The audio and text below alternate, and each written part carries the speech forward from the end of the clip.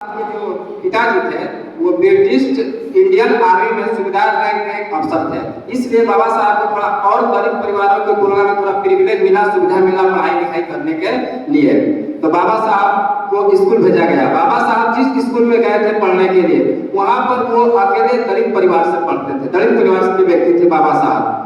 और बाबा साहब की एक आत्मकथा है, मैं कैसे बना। उसमें कुछ अनुभवों को अपने जिक्र किए हैं, जिसमें मैं कुछ बातें आपको शेयर करता हूँ। उसमें लिखते हैं कि उनको जो पानी पिलाने का व्यवस्था था, जो पानी वो बाबा साहब पीते थे, उसमें और मटका जो था, मटका को जाकर खुद से पानी नहीं पी सकते थे। उनके लिए एक अलग स्टाफ का नियुक्ति किया गया था, जो कि उनको खुद से पानी पिलाता था।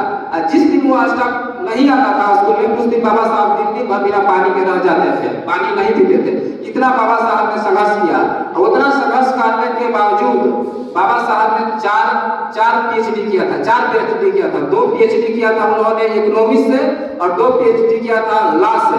इकोनॉमिक्स में उनकी पहली पीएचडी थी कोलंबिया यूनिवर्सिटी से, और एक पीएचडी थी उनकी लंदन स्कूल ऑफ इकोनॉमिक्स जो यूके में है।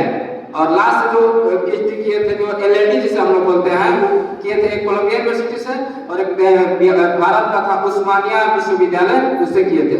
इतने संघर्ष के बाद बाबा साहब ने हम लोगों को अपने दलित समाज के लिए संघर्ष किया। जिस समय संविधान बन रहा था, उस समय संविधान के निर्माण करने में 13 समितियां थी। 13 समितियां काम कर रही थी। उस 13 समितियों में से एक समिति थी प्रारूप समिति। उसके बाबा साहब अम्बेडकर जी अध्यक्ष थे।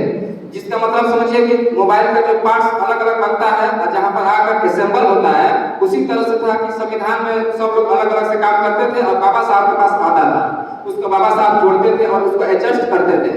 उसमें बाबा साहब की बहुत ही अहम भूमिका थी संविधान के निर्माण में।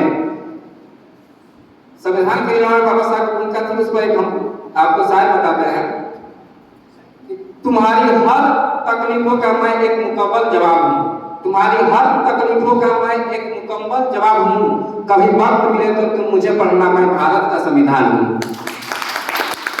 बाबा साहब के संविधान ने इतनी हमको लोगों को सुविधा दिया है। कुछ लोगों को दिमाग में यह है कि बाबा साहब सिर्फ अनुसूचित जनजाति के नेता थे। ये उन लोगों की गलतफहमी है। बाबा साहब हर उस व्यक्ति के नेता हैं जो अपने जीवन में कुछ स्वराज्य कुछ करना चाहते हैं, कुछ बदलाव लाना चाहते हैं। खास करके महिलाओं के हित में हमारे देश में जितने भी महापुरुषों ने काम किया है, सब कोई एक तरफ, और बाबा साहब का महिलाओं के हित में काम किया गया एक तरफ है। आप लोगों को जानकारी होगा कि अंग्रेजों ने जितना दमन और शोषण अपने कार्यकाल में नहीं किया, उससे ज्यादा दमन और शोषण हमारे अपने लोगों ने किया। क्योंकि जी हम अपनी संस्कृति पर गर्व करते हैं कि हमारी संस्कृति में ये है, लेकिन हम लोगों को ये विडंबना से हम कह सकते हैं कि हमारी संस्कृति में दाग है। क्योंकि पहले के जमाने में जो दक्षिण भारत के जो लोग थे, उसमें दक्षिण भारत में एक जगह है तारवणकोल, जो केरल में है। तारवणकोल केरल में है। वहां का राजा था, वो दलित महिलाओं पर, दलित लड़कियों को मुल्ला कर लगाया था। मुल्ला कर का मतलब ये होता है कि आप लोगों को अपने स्तन को ढकना नहीं है, स्तन खुला रखना है, उस पर कर देना पड़ता था। कर किसको देना पड़ता था? स्वर्ण समाज के लोगों को। तब बाबा साहब अच्छी तरह से जानते थे, बाबा साहब अच्छी तरह से जानते थे कि जो शोषण हुआ है उसको कैसे दूर करना है। इसलिए बाबा साहब ने दलितों के हित में और हक में आवाज को उठाया।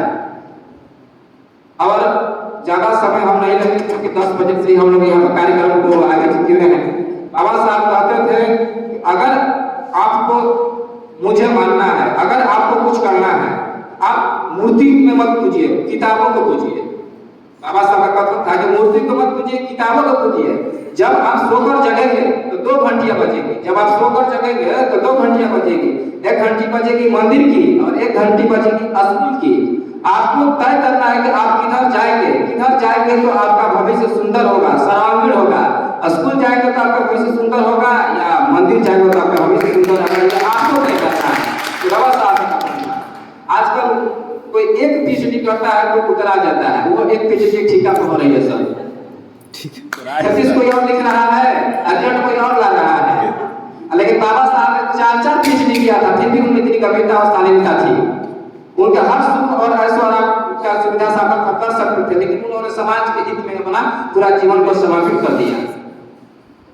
इसलिए एक और बात कहना चाहते हैं कि पेड़ की जड़ों में तुम तेजाब डालते रहना। पेड़ की जड़ों में तुम तेजाब डालते रहना, मैं नूर बनकर सारे जहां में छा जाऊंगा, तुम मुझ में गलतियां निकालते रहना। ज्यादा कुछ नहीं बनेगा, समय हो गया, 1 बज गया सर, और इन्हीं शब्दों के साथ सर मैं वाणी